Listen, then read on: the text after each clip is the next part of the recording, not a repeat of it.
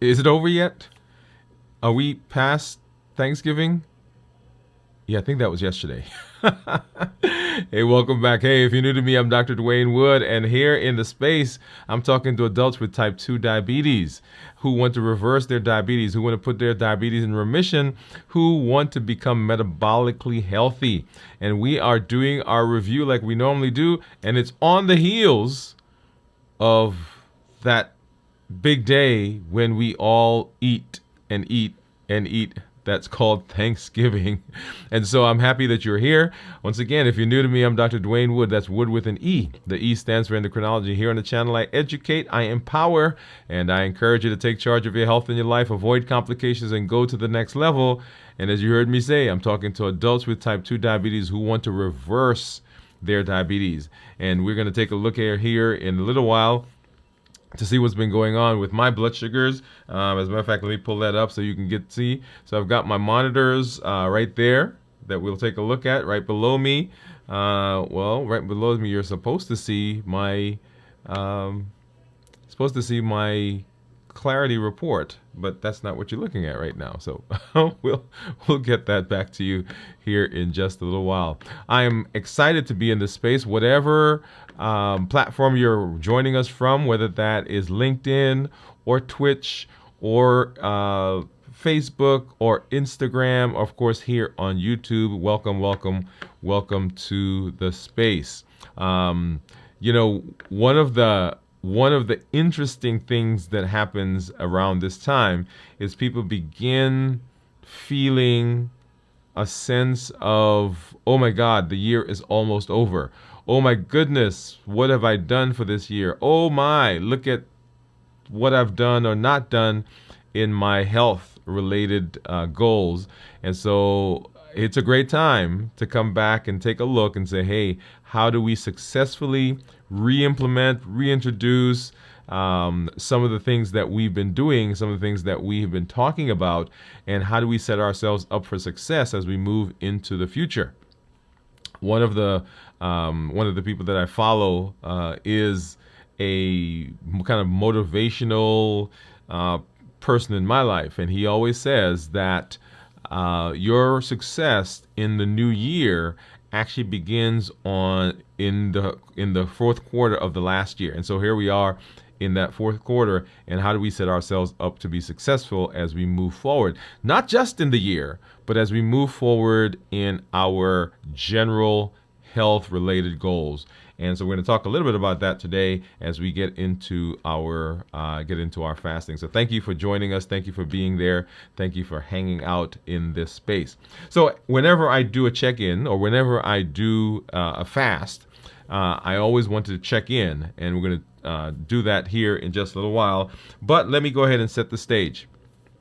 So the question is, why are we doing? What are we doing? That's the first thing. What are we doing, and why are we doing what we're doing?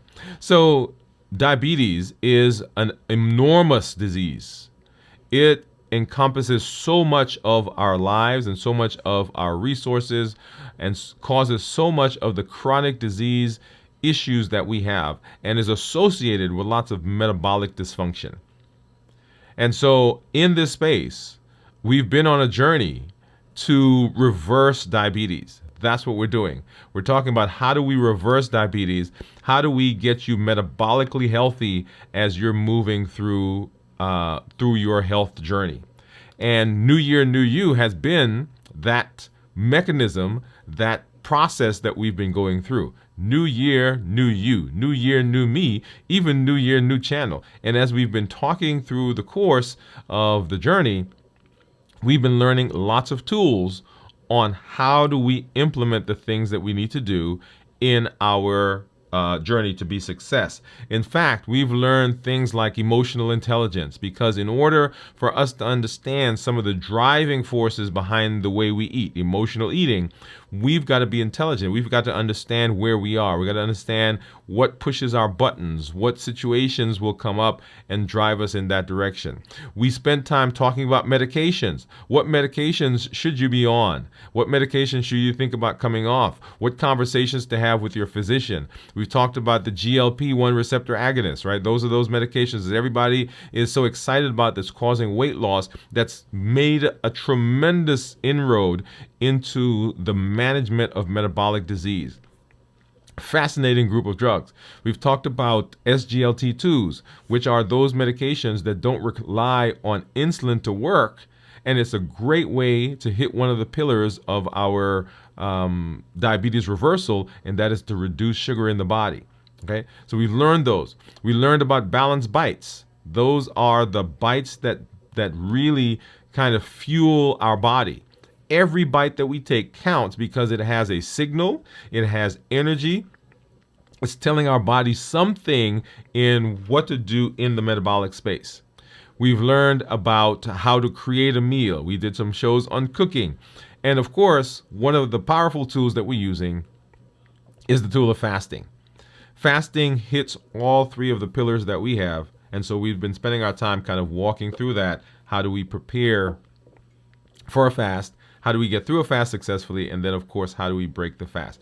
And so you're catching me now on one of our check-ins. So we do our show on Mondays at 7 where we're walking through the journey. How do we implement this process in our lives? And then in our check-ins, we've been fasting for 72 hours once a week.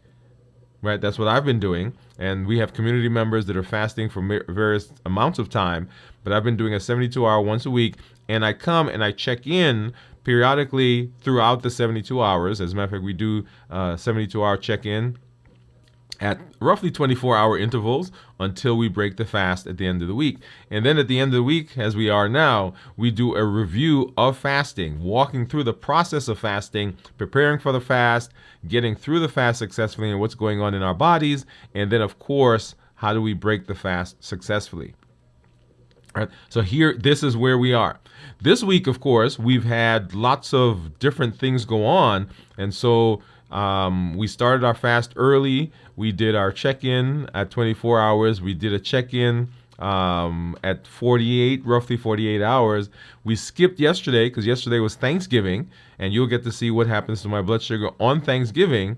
And then we're back today. So I did not do a continuous fast this week, but it's a great place for us to talk about what do you do during those times when things are going on, and you'll get to see not real time because it happened yesterday. You'll get to see what's been going on with my blood sugars over the course of the last 36 hours.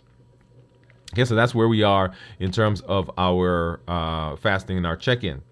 And as we move forward, as we move into a continuous space, right? So we've been on this journey.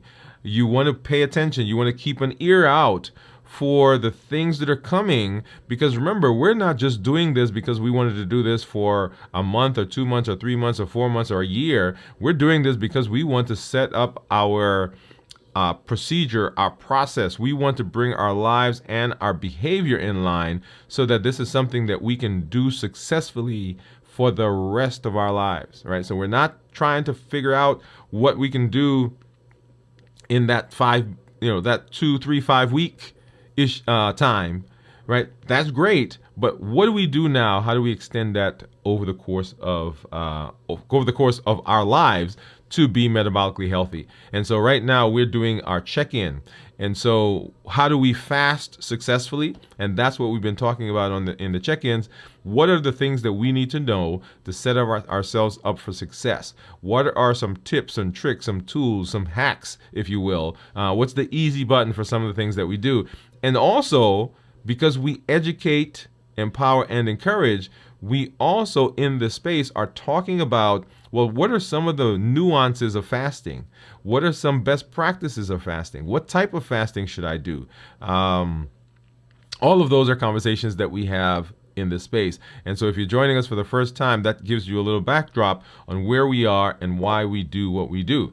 In order for me to, well, not for me, but for everybody, whenever you are making changes, whenever you're doing anything, you want to begin evaluating those things, right? So you don't just go do things and do it forever without looking to see whether the benefits that you expected are being brought from this thing. And so I do a check-in, and we'll talk about that here in just a minute. But you also want to begin implementing those check-ins in your space. Whatever it is that you're doing, as you're working to improve your metabolism, improve your metabolic health, you want to begin doing check-ins as well. Okay? All right. So we're going to do a check-in in a minute. But before I do that, let me hop over and say hello to some of our community members. And let's see. Let's go here. And I see Steve out there. Steve says hello. I think I saw your comment here somewhere, Steve. Oh, let me move this thing over. There you go. So Steve is saying hello. Hey, man, thanks for coming through. And then I see a guest who I have not seen in a while. This is my sister. Hey, Nat, what's up? Give you a hand clap. She says, hi, I'm fasting today. My stomach bugging me after yesterday. Yeah, yesterday was an interesting day. Okay, yeah. So let's go ahead and let's get to it. Let's do our check-in, and then we'll come back taking a look at some blood sugars. So the three areas that I always talk about when we do our check-in, that's how I'm feeling physically, mentally, and emotionally. Now the check-in is going to be in two parts as I talk about each section. It is what was going on when I ended the fast, and then now how I'm feeling. And let's see. So I stopped eating yesterday, maybe 10 p.m. So this morning, this is after Thanksgiving. So this morning would have been 12 hours, and then 4, 5, 6. So about 18 hours now in my fasting, all right, in this fasting. And so we'll talk about that phrase here in just a minute. So physically, I'm actually feeling pretty good. At the time when I was, and I think it was 36 hours, and then we started cooking for Thanksgiving, and we tasted the food, and then I'd gone for another maybe 23 hours of fast. Got into yesterday, didn't eat anything as we got into the day, and then started eating. Of course, went to dinner, and that started probably around 3:30, 4 o'clock. Okay. And then you'll get to see what my blood sugars did there. But during that period when I was fasting 36 hours, and then of course the 24, 25 hours, and then now as I'm into today's 18-hour fast, I'm actually feeling pretty energetic. I'm not feeling sluggish. I'm not feeling as though I'm walking through quicksand or mud. I'm not feeling drained. So that's a good thing. And part of that is because I've been resting over the last several days. Okay, I've been staying hydrated. In fact, I need to call one of my helpers here and get them to get me something to drink, because my mug is empty. I just went to do that and it was empty. Okay, so physically I'm feeling good. I'm not feeling lightheaded, dizzy, sweaty. I'm not feeling palpitations. Those are some of the things that people will say they feel during the fast as they get into it. And we'll talk more about that as we get into the review. And then of course mentation. How am I feeling mentally? So mentally I'm feeling clear. I am not struggling for words and verbiage and for thought process. So I'm doing good there. So people will say they feel foggy-headed, they feel like they're in a tunnel, they feel fuzzy-headed, and I'm not feeling much of that. I'm not feeling any of that, actually. Sometimes that will come from the rest issue, right? If people are not resting well, then that can cause problems as well, okay? And then, of course, emotionally, on an emotional high, I think, coming out of yesterday, hung out with some friends, met some new people, had great conversation, had great food. We had to leave the food there, right? So we had to, And I told my wife, and we went for a walk. We do a walk 3 times a week. And I went for a walk this morning, and I was telling her that I did a good job yesterday, right? I ate, I enjoyed the things that were there, but I did not overindulge. So anyway, so that was good. So emotionally, actually feeling pretty good coming into this week, and then I'm gonna hang out with a couple of friends coming up this week, and so just kind of looking forward to all of that. That's causing me to be just elated. All right. Okay. And now let's take a look at blood sugars, and you'll see. Well, let's go over here first. So here is my. This is my Freestyle Libre, and this is a Libre 3 Plus, I believe. And you'll see there my blood sugar is 123, and you'll see, in that kind of darker darker green section where you have the squiggly line, the top of that section is 150. The top of the green is 150, and you'll see that my blood sugar the last 12 hours early this morning was above 150, and then right at maybe 1 o'clock, it started coming down to where it is now. Okay? If we take a look at my Dexcom Clarity Report, let's see what that shows. If I go to 12 hours, and you'll see kind of the same thing, and let's go ahead and grab this. So, like you saw, above 150, and then it wasn't until probably about, 12:30 or so, that we dropped below 150, and then of course now down to where we are at 125. If I go to 24 hours, right, and we'll see more of this as we look at my report, and I've got to get that so we can see it. So if we look at my report, you'll see that in the morning yesterday, sorry, that was yesterday afternoon, we were about 130. So we started eating, like I saw you, 3:30, 4 o'clock, we started eating here with blood sugars running in the 130s, 140s. And then as we ate, notice how those blood sugars climbed. All right, hopefully you're seeing that. All right, up to, what was that, 278, and then started coming back down into the morning, right about 2 o'clock, and then went back up. Now, what do you think is happening here? Right, look, I want you to look at that. Right, so blood sugars were high. Right, so that's right after the meal, and we'll talk about the postprandial period here in just a minute. So right after the meal, and then those blood sugars started coming down. And of course, I didn't take a picture of what I ate. I should have done that. Started coming down, and then here, this is what? Almost 12 hours later. Right? So we started at 4 p.m.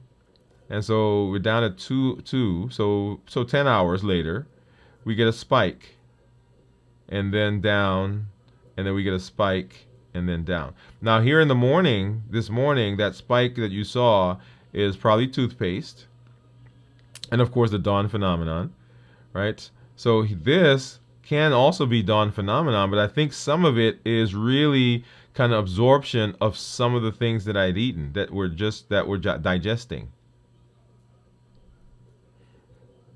All right? So right there. So dawn phenomenon, things are digesting, and up, and then back down. So interesting process there. All right. So those are that's what my blood sugars are. Let's go ahead and take a look at my meters. So I've got over to the side, I've got my Keto Mojo, and I've got my Contour. So let's go ahead and see what those blood sugars are. And I need to let's do this. Yeah. All right, so the Contour will give me blood sugar, and of course the Keto Mojo gives me both blood sugar and ketones. So let's go ahead and do this. So I'm going to start by opening up the strip for the Contour. That's what this is. So get that strip in there. Get it to the top. And then of course the test strip for the ketones. I'm going to open that one because I want to keep it on the side. That way I don't have to stick myself more than once. And grab my handy dandy container that hopefully has a lancet that I want to use. Okay, yeah, there it is. I think I see one down there. I'm going to have to put some more in here. These are the ones I've become kind of partial to. because they actually do a pretty good job. This is a single stick, and I don't use I don't tend to use the lancing device. I just take this and, all right, get a poke, and hopefully that gave me a good enough drop of blood. It did. Get that one started. Get this one going. Okay. So 113 for the Keto Mojo. Let me move it up from up here. 113 for the Keto Mojo. And then 115 for the Contour. And then, of course, on the screen, you'll see there 123 for the Freestyle. So let's go ahead and get this out. Get the strip in for my ketones. And get that started. So if you think you know what my ketones are going to be, so right at about 18 hours of fasting right now, go ahead and drop that if you have a guess. Of course, I'm not going to show it to you right now because we're going to come back to that, and we'll take a look at that here in just a little while. Okay, let me get that off the screen so you don't accidentally see it. Okay, so that's it, and we'll come back to that in a minute. So let me make a couple of comments as we get into our review, and I may sprinkle this throughout our conversation.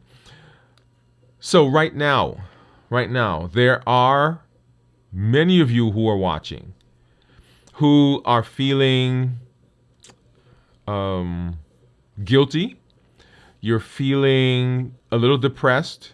You're feeling as though you failed, as though you did something wrong. And the reason for that is you may have decided you were going to fast on Thanksgiving. You may have decided that there were things that you were not going to eat. You may have decided that you were going to make some changes, and those didn't quite go the way you thought they were going to go. And so right now, in this moment, what I want to do is I want us to make a decision. And the decision is this: that yesterday is gone. I can't do anything about it. I can't go back and I can't change it. And whatever happened yesterday is already done. It is in the past. Remember, there are, as we talk about how we feel and our mentation and our psyche, people are anxious about the future. They worry and stress about the present, and they get depressed about the past. And as we talk about our limitless living says that we're not allowing the past to cause our depression. We're not allowing the present to cause worry, and we're not allowing the future to cause anxiety. So if we're going to live limitless in a limitless way, we have to be able to see and feel and engage with those emotions, and to come up with a plan so that we can manage them effectively right here, right now, so that they don't cause us difficulty in the future. Remember, limitless living says that there is nothing inside of me or nothing outside of me that's going to cause an obstacle that deters me, that stops me, that hinders me from reaching my health goal. That's what limitless living says. And so the fact that I didn't quite make yesterday the way I thought it was going to be in terms of my eating, okay, let's deal with that. Let's understand that yesterday was a special day. Let's understand that it was a time for us to practice. Let's understand that it didn't quite go the way we wanted it to go, but today is a different day. And limitless living says that today I get to make the choice to make a change so that my future health goes differently. Right? It doesn't say I'm going back into the past, because this is not Back to the Future. We don't have a time warp. We don't have a black hole that can curve time and space to send us back there. It's gone. It's done. And so the only thing that I can do is make a decision right now that I'm living limitlessly as I move into the future. Okay? So what happened. And we are now moving in the direction of better health. We're moving in the direction of better lifestyle. We're moving in the direction of wellness. We're moving in the direction of reversing our diabetes, improving our blood sugar, improving our cholesterol, getting off of medication, losing weight, better fatty liver.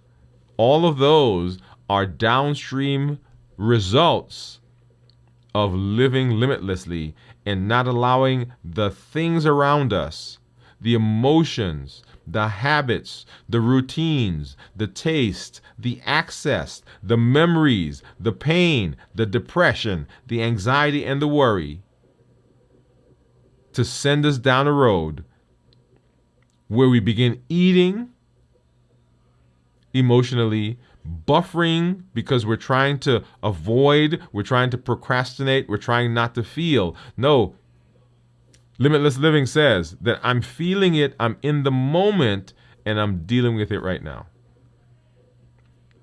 All right. So with you right now, we're making a commitment that we're moving forward, that we're not going backwards, that we're not allowing that to cause us difficulty. Okay? Limitless living. All right. So as we move into our fasting. So fasting is an amazing tool.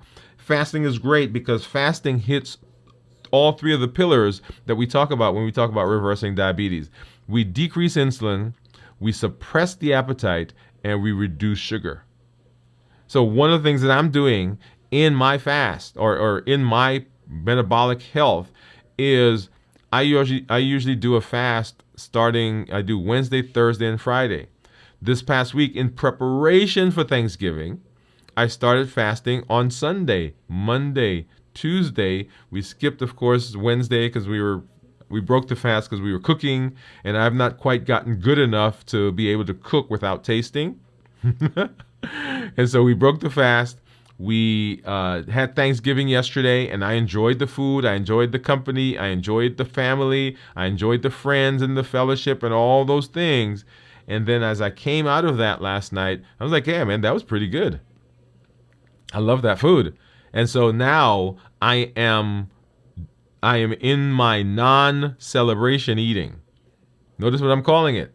I'm not saying that I fell off the wagon because I made a choice. We talked about this, right? So I made a choice that this is what I was going to be doing on Thanksgiving. And so now, what are we doing?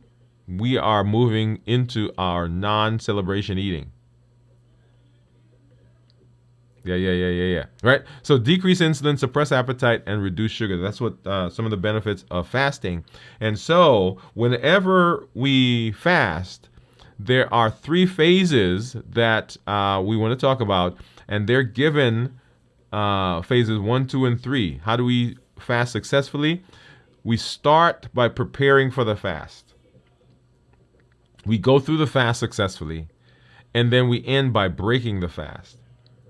If we don't do well in any of these 3 areas, then we set ourselves up for not having the most success that we can get. So when we talk about the fast, it's not just, hey, I'm not eating. It's, okay, how do we prepare for that? How do we get through that successfully? What's going on in my body? And then how do I break that fast so that I don't undo the benefits that I have when I got into the fast? Okay? So we're talking about preparing for the fast. How do we prepare for the fast? And really, a question is, what do you mean prepare for the fast? Why do I need to prepare for the fast? And we prepare for a fast because when we prepare for the fast, it gives our body the ability to get ready, right? So we're not shocking the body. Right? There are a lot of things that we do in our eating window when we're not fasting that if we just switch, then we can have some symptoms, and sometimes people will associate those symptoms with fasting, but it's actually not a fasting symptom. It's the fact that we didn't do a good job preparing. Right? So it reduces the shock, particularly as we get into some of the more extended fasts. Right? You want to make sure that you're doing a good job of preparing. It minimizes common side effects, like I just talked about, like headaches, fatigue, irritability. If you're not doing a good job of preparing, then you get into the fast, and a lot of those things will show up. Like if you don't sleep well, and we'll talk about the physical here in a minute. If you don't sleep well, you will feel the transition from carbohydrates to ketones, which is what the body does. You will feel that more profoundly. And people say, well, the fast doesn't work for me. Well, it's not that the fast doesn't work, is that we didn't prepare for it. And so the natural transitions in the fast affect us even more profoundly. And sometimes it's not really the fast, it's the fact that you didn't sleep. Okay? And when we prepare, it helps us to maintain focus on our purpose and our goal. Because much of fasting has to do with our thought process and the way we see and our interpretation, the lenses through which we view fasting. I can't tell you the number of times that I've had someone where I've talked to them about fasting, and when they first hear about fasting, like, I can't do that. Like, what do you mean? He said, well, I can't go without eating for that long. I said, well, how long? He said, I don't know. It's like, well, I haven't even told you how long we're fasting, right? But just the idea will come to some people say, oh, I can't fast. But preparing for the fast, when you are preparing for the fast, you're going through with yourself, what is it? What is my goal? Why am I doing this? We'll talk about visualization here in just a little while, but why am I doing this? What are the benefits that I'm going to get from this? And when we do that, then we're able to visualize it. We're able to get into the fast and get through the fast much more successfully. Okay, so that is when we're talking about fasting preparation for the fast, and then let's kind of go through, right? So mental, physical, and emotional, and then of course there's social and social, right? Is another aspect of fasting. So let's go ahead and let's talk about the mental. So when we talk about the mental process, our brain, our psyche, has an amazing ability to help us achieve what we set out and what we've told ourselves we want. It also has the ability to help us not succeed if we tell it that's what we want. If you say to yourself, I never succeed at whatever, I cannot do that, I don't understand it, every time I try, then it doesn't go well, guess what the brain is doing? It's hearing all of that information. It's listening to you. And the brain, it does not like for you to be wrong. Because it wants what we think and what's reality to be congruent. It wants it to be true. And so your body, your brain, your mind will start looking for and creating opportunities where the thing that you tell it you can't do happens. Well, I never pass that. I can never do math. I never passed my math test. Well, guess what? When you sit down to study math, all of a sudden, hey, let's go call Jenny. Hey, let's go call Bob. Hey, let's go do this. Hey, let's go clean. So what we're doing is we're creating a situation where you can't study so that you don't pass the test. And that reinforces the idea. When you sit down to take the test, right? You answer a question and you work it out, and the brain says, oh, that's probably not right because you never get it right. So let's do something else. So what we've just done is we've created a situation where what we just said is coming true. And when it comes true, then it just reinforces what we thought. So when we say to our body, when we say to our brain, I am fasting, I am successfully getting through 24 hours, I am improving my metabolic health, I am reversing my diabetes, I am getting a lower A1C, I'm getting more insulin sensitive, right? So now let's go find places, let's go put ourselves in situations where that comes true. So the first thing that we want to do is we want to understand our why. Why are we fasting? What is the purpose? What is our goal? What are we looking to achieve? In this space, we've said that we're looking to achieve diabetes reversal. That's why we fast, because we're trying to improve our metabolic health. A side effect of all of that we do is that there are so many other things that we will see that improve as well. Like our weight will go down. Oh yeah. Our cholesterol gets better. Our high blood pressure improves. Our doctor has to take us off of some medications because all of a sudden we don't need those medications anymore, because that chronic disease, that illness, whatever it is, has improved because we're fasting. Right? So what's the goal? What are we doing? Where are we heading? And you want to begin visualizing that. Imagine completing the fast successfully. How do you feel at the end of the fast? What are the benefits that you are trying to garner? What are the successes that you see? What does it feel like?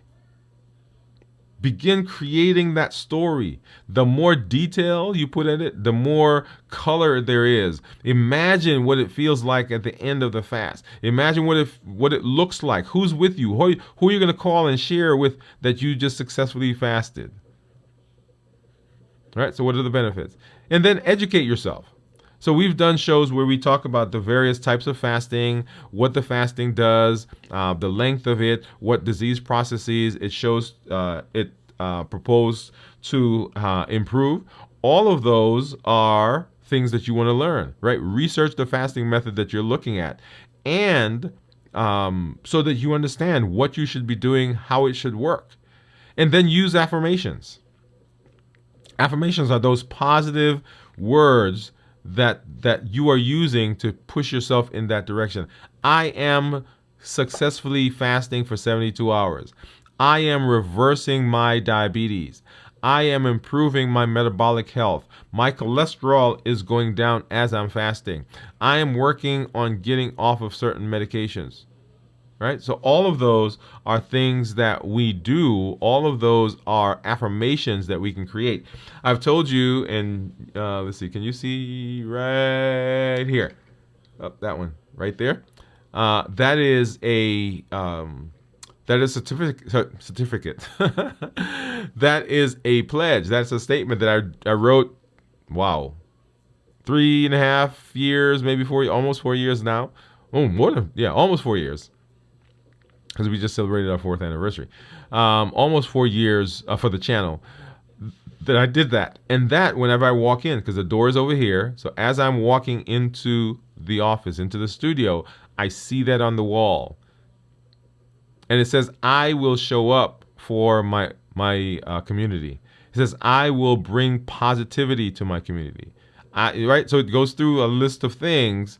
And so every time I see that, it just affirms.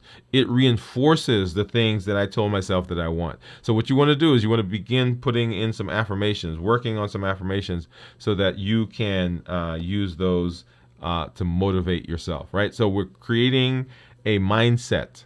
The next thing is nutritional, right? So what do we do? So that was the mindset. What do we do nutritionally? How you come into the fast has a profound impact on how you get through the fast. If you're coming through the fast just having eaten a lot of high carb, high sugar, high processed foods, when you get into the fast, it becomes more difficult to achieve what you want in the fast because your body is still having to deal with the stuff that you ate. So if you just finish eating, ice cream and candy and cookies and cake and pasta, well, when you get into the fast, as we'll see, the first 6 hours, that's your postprandial period. And so your body is now breaking all that stuff down, and those sugars are high. When sugar is high, insulin has to come out. When insulin comes out, it stimulates the appetite, it increases your weight, and it makes it more difficult for you to stay in the fast for those first few hours because those cravings become pretty intense. So as you're moving to the fast, you want to begin actually reducing the number of carbs and the high sugar that you're using. A lot of people go the opposite direction. It's like, hey, I'm going to be fasting for 3 days. I'm going to be fasting for 24 hours. So I'm getting all the stuff in now so that when I get into the fast, I know I'm not going to get any. Well, that actually is preparing you to not be successful, because you're having to deal with all of those things. And remember, transitioning from from carbs to ketones, it may take longer if you've come into the fast with a lot of carbohydrates, because the body has to use up all those carbohydrates before it can burn fat. Okay. All right. So reduce carbs. Also, increase the healthy fats. Remember, we did a show where we talked about the benefits of fat and also protein. So fat slows the GI tract. It slows the food as it moves through your GI tract so that you feel fuller longer. It also releases something called CCK, or cholecystokinin, and that is a signal to the brain that you're full. So if we're including healthy fats in our diet as we're moving towards the fast, we're setting ourselves up in the fast to be successful, because we're still having the residuals of the food that we ate, and we're feeling fuller longer, and we have these hormones that are being adjusted as we move through that space. Okay, increase water and electrolytes. Often people will feel lightheaded, dizzy, sweaty, and so forth because they're not well hydrated. They feel palpitations because the body's having to move the blood faster to achieve the same amount of nutrients and oxygenation, because your volume has gone down. And then gradually reduce your eating window, right? So don't go from, eating for a week and then you're going to do a 72-hour fast.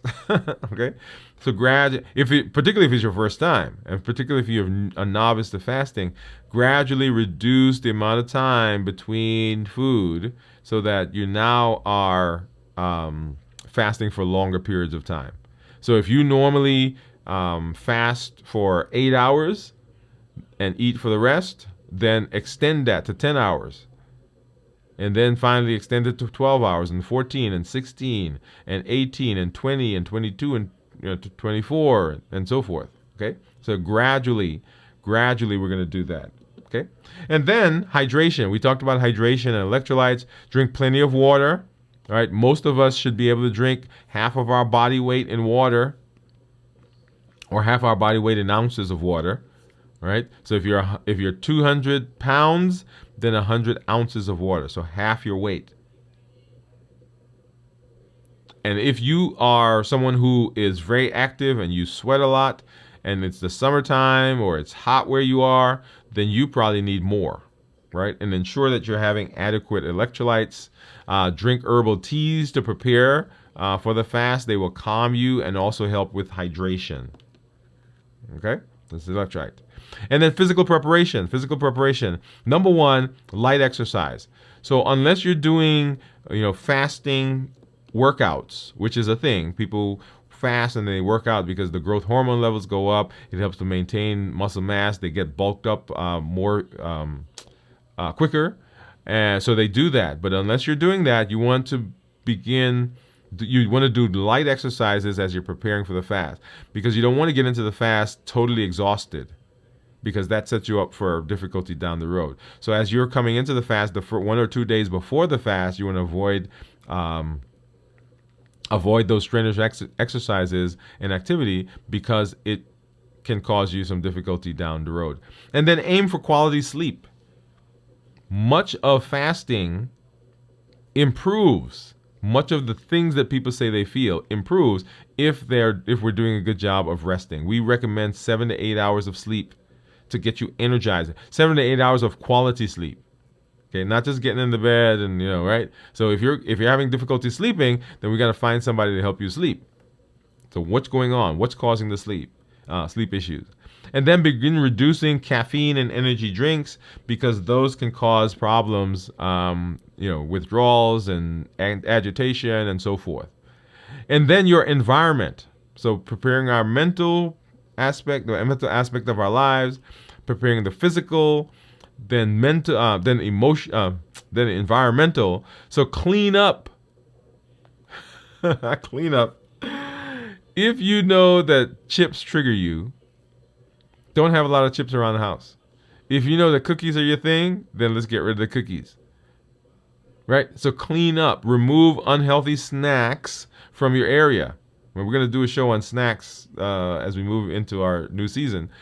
Create fasting friendly zones, right? So there's nothing in here that's going to trigger me, because remember the heat model says that we're triggered by habits, emotions, access, and taste. Okay? And then prepare distractions. Plan things. Don't plan to fast during a time when things are going to be around you full of food. Right? Like I didn't plan. I did my fasting the days leading up to Thanksgiving, because I knew on Thanksgiving that's my social time. And if there's a choice between engaging in social and eating, the body is going, engaging in the social and eating, or not engaging, that is not eating, and not being connected to people, the body, the brain is going to create every opportunity. And so those cravings are going to go up. You're going to feel like you're hungry, or I just can't make it, because we are built for community. And if food is where the community is, that's where we're going. Okay? Now, if you decided that you were not going to, I was going to say indulge. You were not going to eat, and you were going to fast, right? So you've got to, in your mind, in your brain, come to terms with what that means. And you've got to decide that I can still engage with my family, with my friends. I can still have a good time even though I'm not eating. And you've got to be prepared for the fact that those people that you're with are going to say to you, what are you doing? Why are you not eating? They're going to want to make you eat. Right? So you got to prepare for all of that. But if you've done that, it can be done. You can be successful. Okay? So prepare distractions. And then emotional and social. This is where I say, tell people what's going on. Talk to your friends. It doesn't have to be, announce it to the world. But hey, I'm fasting. When I come over, I don't want to say insult, but I won't be eating. Right? Talk to them. Let them know. Let your support network know. So people who are there know, so that they don't then come and try to get you to eat. Identify your emotional triggers. Is it every time you talk to Cousin Sue, or every time you talk to Bob, or every time you, whatever it is? Understand what your emotional triggers are as you're moving into a fast, because the emotional triggers are going to push you. It's going to push your button. And what are you going to do when that happens? And then, of course, create accountability. Because you want people in your space that you can call, that maybe even with you. Particularly yesterday, when I got there, we were there eating or getting ready to eat, and a bunch of us were sitting around talking about health. Right? So it wasn't a bunch of physicians. These were just people who are interested in health. And so we talked about fasting and exercising and the whole thing. Of course, once we got through the conversation, we went to the table and we're like, okay, yeah. So we play hard, we eat hard. Okay? So create accountability, because that will help you be successful. And then here's some takeaways. Get lots of rest. This is as you're preparing for the fast. Stay hydrated. Reduce stresses that are there leading up to the fast, and then eat nutrient-dense foods. Nutrient-dense foods. Not calorie-dense, but nutrient-dense foods. That's important as we are trying to be successful, because, remember, Balanced Bites says that everything that we eat, every bite that we take is important. Balanced Bites. That's the whole idea behind Balanced Bites. All right. And so when we talk about fasting, remember, we're preparing for the fast. We're preparing for the fast. We're getting through the fast successfully, and then we are breaking the fast. So when we talk about getting through the fast, I typically talk about it in 24-hour blocks, right? 24 hours, 48 hours, 72 hours. But we're going to talk about it in a little bit more granular fashion. We're going to talk, as I mentioned, the first 6 hours, then 6 to 12 hours, and so forth. So the first 6 hours are called the postprandial period. This is just when you stop eating, when the body is now breaking down the food, it's processing it. It is the insulin is high, glucose is high, and that's what you saw when you took a look at my monitor. When you took a look at my monitor, and we'll see that here in just a little while. During the phase when I finished eating, right, blood sugars were high. And those blood sugars came down because my body produced insulin and the insulin brought those down. We're digesting, we're absorbing the nutrients.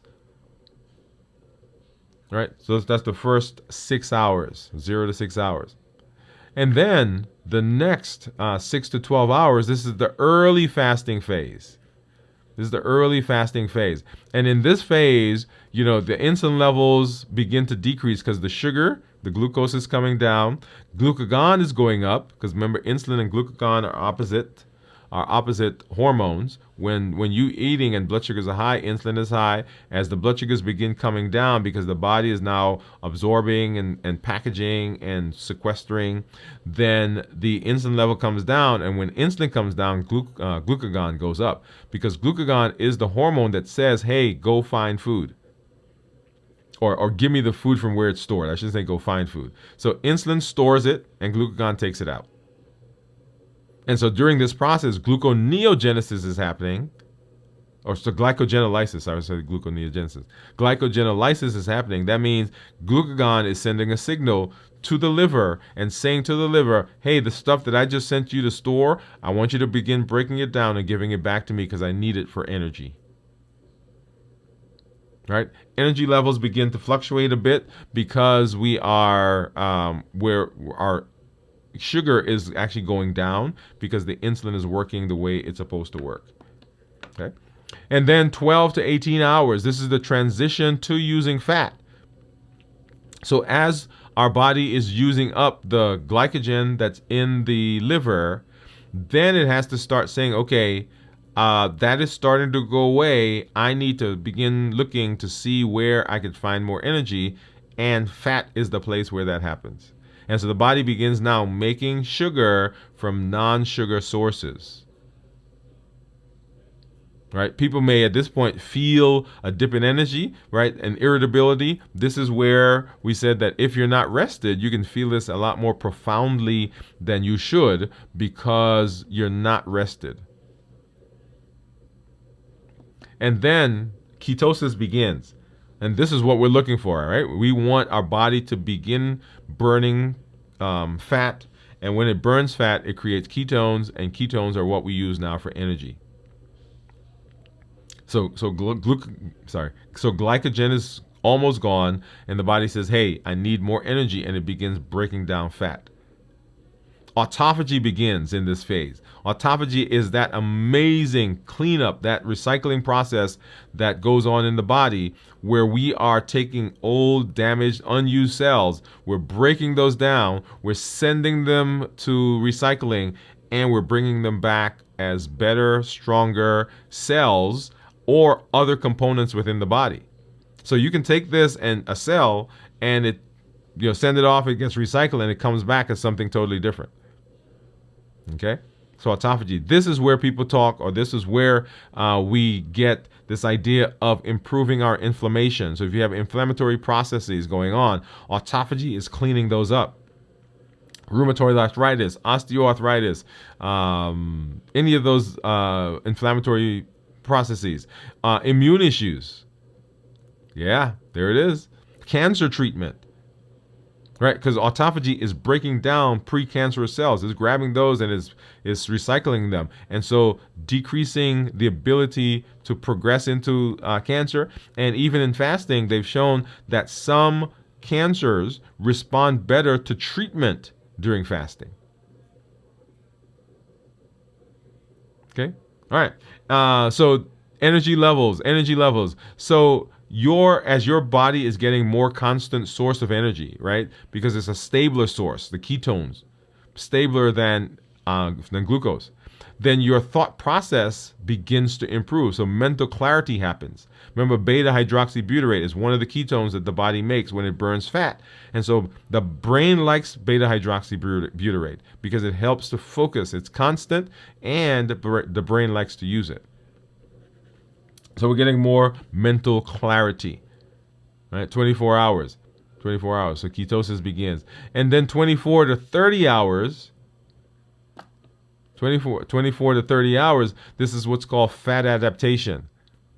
Fat adaptation. So significant increase in ketones now because the body is in earnest now breaking fat and producing ketones.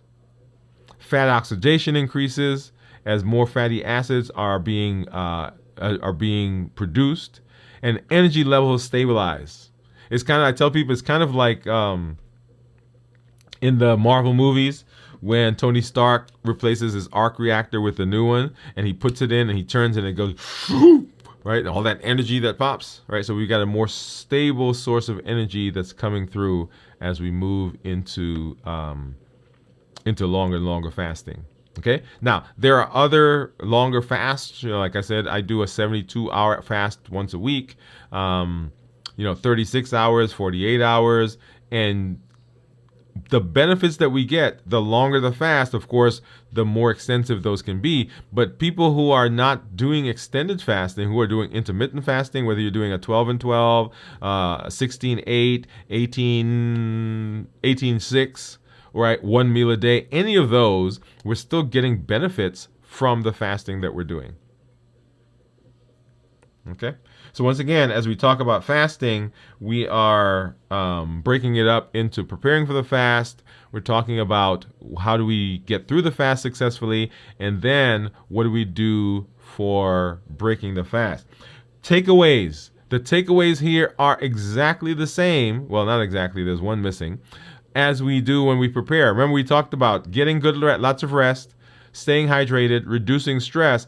When we're preparing to get into the fast, we're talking about eating nutrient-dense foods. Here, because we're fasting, we're not eating.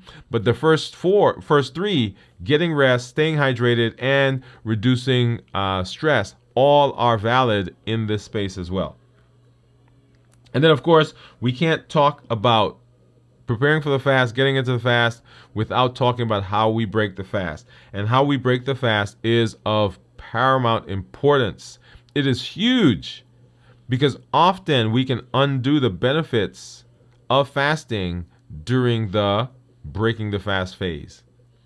Yeah, it happens. So here are some tips and tricks. Number one, you want to monitor blood sugar, right? You guys see that I use my monitors all the time. I love doing that because it lets me see what the food, what the activity, what the sleep, what the stress is doing to my body. And I can adjust based on that. There are times that I make a decision that I'm not going to eat a certain thing because of what the blood sugar is. Right, and then I understand also how my body responds to certain things. Right, so one, monitor blood sugars. Get out there, you can buy one. They're not that expensive if you want a continuous monitor. There are over-the-counter versions that you can get now without prescriptions. Right. Number two, portion control. Often, people will find things that are healthy, and they say, because this is healthy, I can eat a lot of it, or we have not quite learned what portion sizes are. So part of balanced bites, right? This idea that every bite counts. You're fueling our bodies with balanced bites. It says that we want to make sure that we're looking at the portions. Right? So we're fueling our body with this idea of balanced food, balanced bites.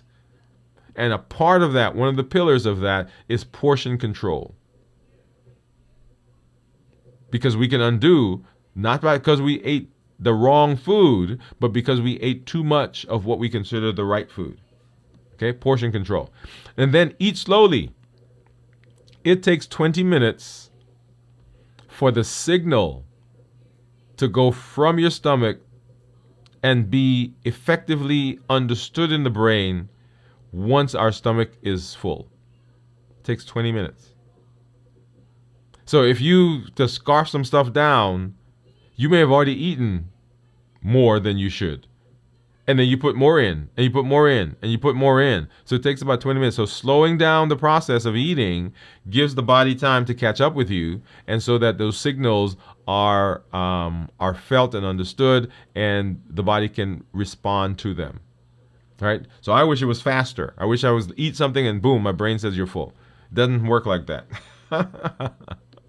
Okay? So eat slowly, and then avoid sugary processed foods. Once again, because you are let's say because you are. If you eat sugary, highly processed foods, high carbs, when you break the fast, immediately insulin comes out. And when insulin comes out, insulin is going to say, hey, I'm hungry, and the cravings begin. And so I tell people often, what you break the fast with will be the types of things that you eat for the next 24 to 36 hours. Because sometimes it takes that long for us to finally say, oh, wait a minute, what have I been doing? Right? Remember the COPE model? Clarify, observe, pause, and execute. We talked about the amygdala. The amygdala hijacks our brain. And so it takes a while for the brain, the prefrontal cortex, to not come over. And particularly if we're eating fast, right? Eating portions, and we've got all these hormones that are floating around because we've eaten lots of highly sugary processed foods, and the insulin is there, and we're fighting all of this, and then finally we're like, oh, wait a minute. That's not what I intended to do.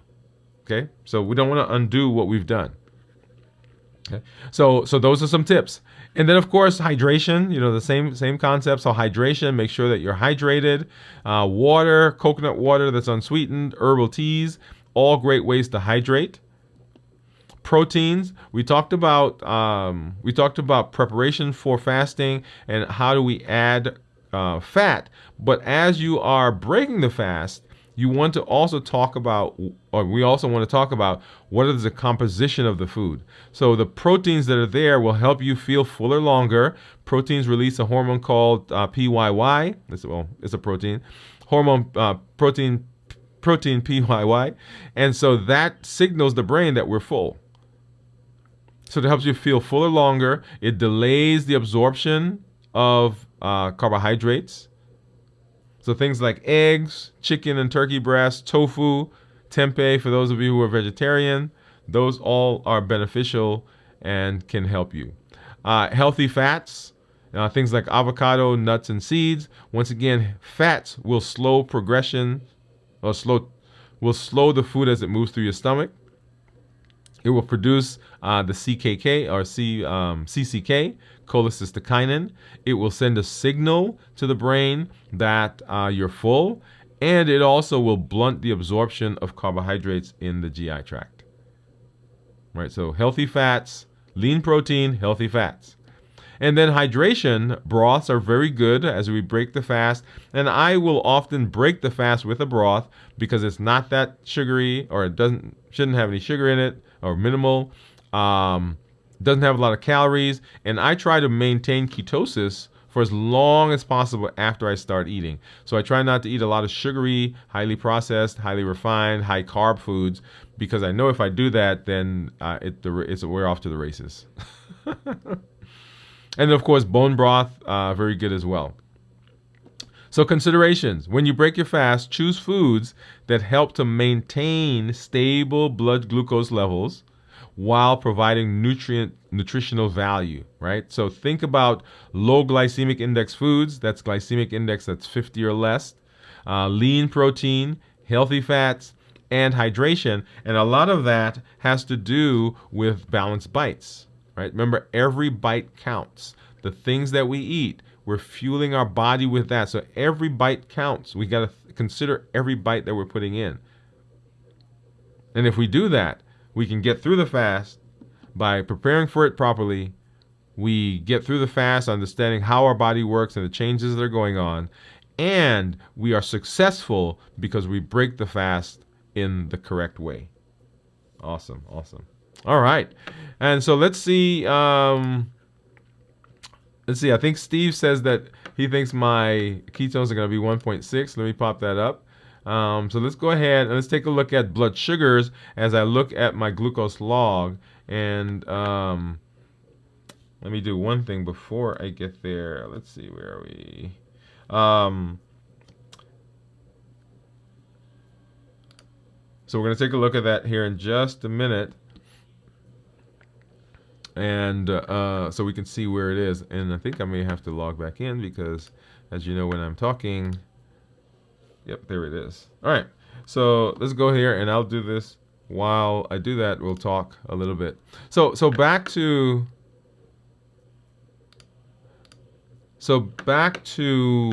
Thanksgiving. Back to Thanksgiving.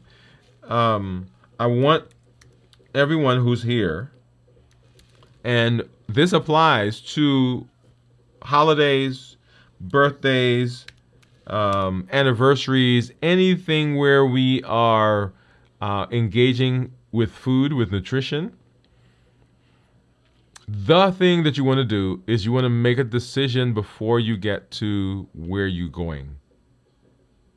Make a decision on what you want this to look like, what you want to happen. Right? Like we've talked, and we did several shows leading up to Thanksgiving, where we talked about what was going to happen. What were you going to do? What were the things you're going to put in place? Are you going to eat? Are you going to make a decision that you're going to fast on this day? Are you going to be partial in what you do? Okay? Do you, in order to eat on Thanksgiving, do you start your fast earlier, which is what I did? Okay? So all of those. All right, so let's go ahead and let's take a look at blood sugars. And you'll see there that my average blood sugar over the last 2 weeks is 162. I'm in target 73% of the time. You'll see that there. Average 70 to 180. My glucose management indicator is 7.2, right? So over the last 2 weeks, it's gone up, been higher. If I look at my 90-day average, you'll see that my average blood sugar during this period of time is 131, right? So in range 90% of the time, target being 70 to 180, and my glucose management indicator is 6.5. Okay? So if I were to get an A1C based on the last 90 days, this is where I would be. Now, one of the things that I point out to people, and let me go back to the 14-day, is a lot of people will see this and they will begin to panic.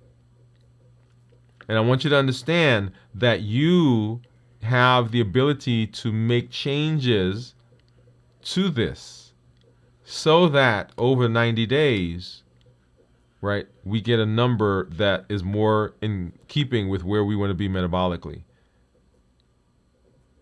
Okay, so notice what I said. So not that you want to stay there, but you want to make changes, right? That's the idea of limitless living. All right, so if we take a look at my daily graphs now, here we are. Okay, so let's go back. Let's start. That's Thursday, so Friday, Thursday, Wednesday, Tuesday, Monday. Okay, let's start here.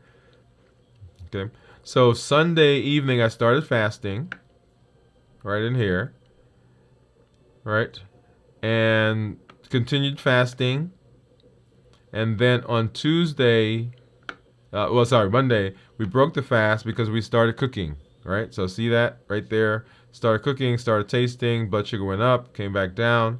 And then after I finished cooking, then I started fasting again. So I got through that whole process there.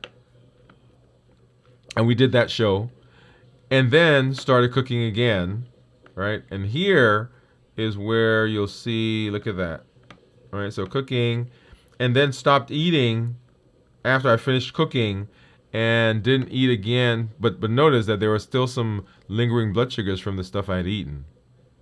Right? So one thing to understand is just because here we see a blood sugar that's not too high, the stuff that I ate still has to be digested, and that can show up over here, right? So notice what's happening there. And then yesterday was Thanksgiving, and so for all that day I didn't eat anything, and then started eating right here about 4 or 5 o'clock. And then you'll see the rise in blood sugar over the course of that time. Right? So we got up as high as 278, and then started coming back down. And then look at this, right? So it started coming back down, but it took most of today before my blood sugar finally dropped into the low 100s. Okay, so I am now what did I say? Was it 18 hours? 18 hours of fasting, right? So as you are moving into or moving out of a holiday, moving out of a birthday, moving out of an anniversary, any of those types of celebration with food, that's a great time to come back and say, okay, now let me start my fasting. And you may not do an extended fast. Maybe you do an 18-hour fast. Maybe you do a 16 and 8 fast. Maybe you do a 24-hour fast. But something to basically jumpstart you back into the process. Okay? You don't have to start all the way back over. And often the place where we have difficulty is people think about what they consider the long journey to get back to where they think they should be. But it is not a long journey. It is right now, I make a decision. Right? Which is why I tell people on those days, make a decision what you're going to do. If you're going to eat, enjoy it, eat it, be done with it. Because as it lingers for today, for example, if you're still thinking about yesterday, guess what you're doing to feel better about yesterday? You're probably eating. And that short circuits the process. So we don't want to do that. We want to improve the process. We want to be better. We want to understand that is a history now. And now I can make decisions in terms of what I do. And that's the whole concept of healthy living and living limitlessly. Right? Limitless living says that there's nothing outside of me or nothing inside of me that's going to prevent me from achieving my metabolic goal, my health goals. And here, as we talk about reversing diabetes, this is limitless living with diabetes. What are the things that are inside of me that's causing me to eat emotionally? What are the things outside of me that are driving me, that are pushing me to get off of my eating plan, to make metabolic or make decisions in my metabolic health that don't set me up for success? What would my future self say to my current self if he or she saw me doing what I'm doing right now and with the idea of limitless living? Is it a limitless living when I allow those things to limit me? No, it's not. Limitless living says, I've got to now face them. I've got to learn from them. I've got to put things in place so that I'm going through and I'm dealing with all of the issues that I have. Relational issues, other health issues, emotional issues, mental issues, physical issues.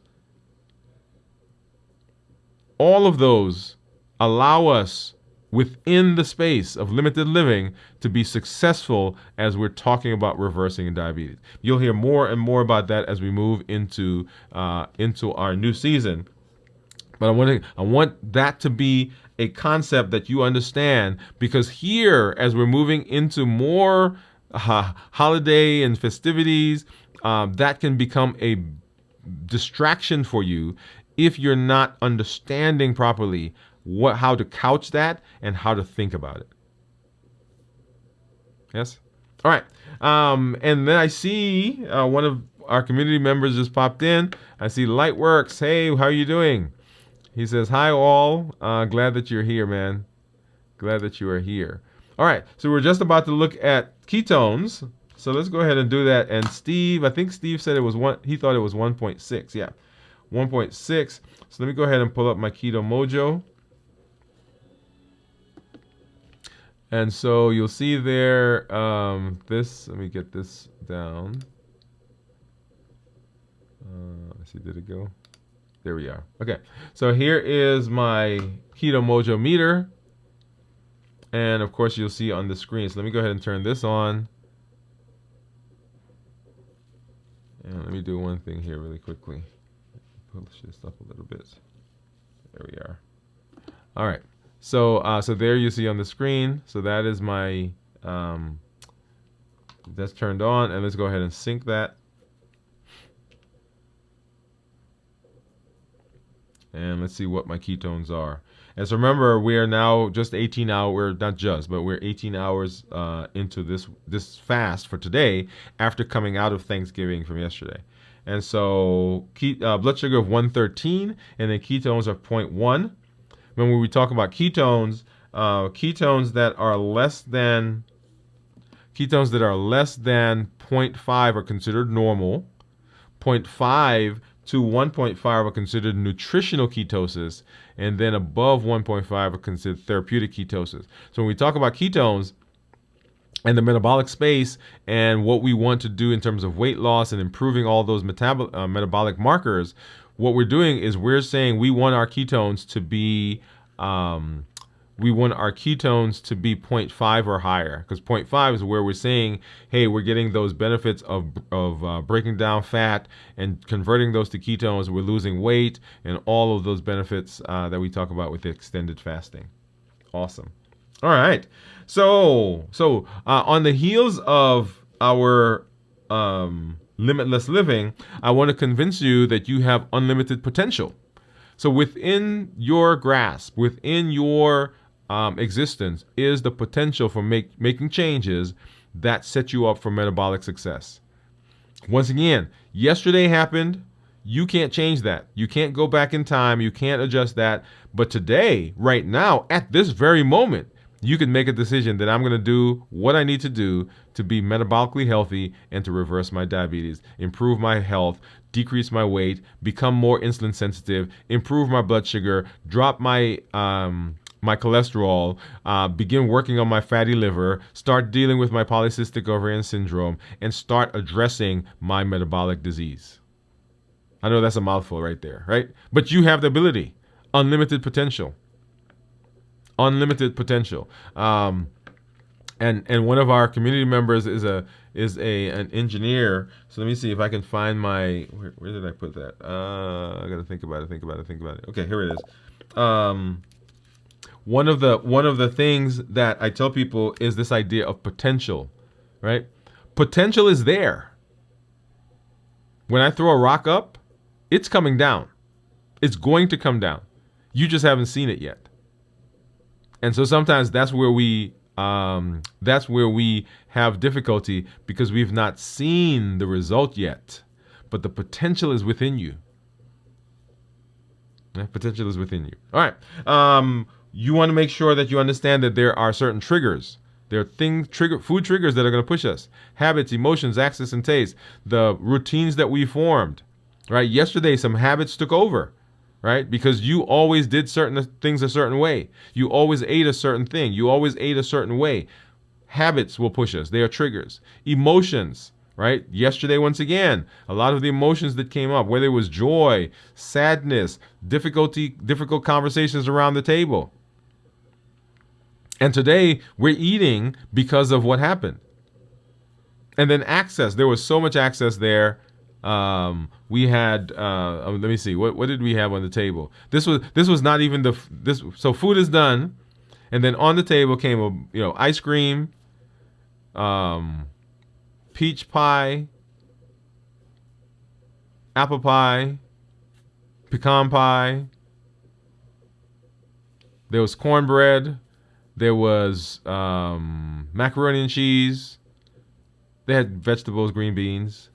Of course, salad, sweet potato. Yams, glazed. Of course, there was rice. And I should have taken a picture. I did not take a picture of yesterday. I should have. Okay? So there are all these things, right? Access. And then, of course, taste, right? Because there are certain things that we go in anticipating what's going to be tasting, what it will taste like. And remember that dopamine that's there? The dopamine says that, hey, I'm giving you a push. I'm giving you a burst. Even though you haven't eaten it yet, because you remember what it's going to be tasting like. And so you get that dopamine, and that pushes you even more towards that direction. Okay? So habits, emotions, access, and taste. And all that we do is built on the platform that the Triple E formula for success. We educate, we empower, and we encourage. We educate with the shows, with the blogs, with the podcast. We empower with the tools that we learn in this space. Every month we have a challenge. We give you opportunities to put those into practice. And then we encourage with the community that you're a part of. Right. The goal is to develop a strong, thriving community that affects, accesses, pulls, pushes, allows us to lean on each other. When I talk to people who are at the height of their careers, when I talk to the military, I say, how do you get people to resist the natural inclination to run in the face of danger? And they say two things: one, training, and two, the community that they're in.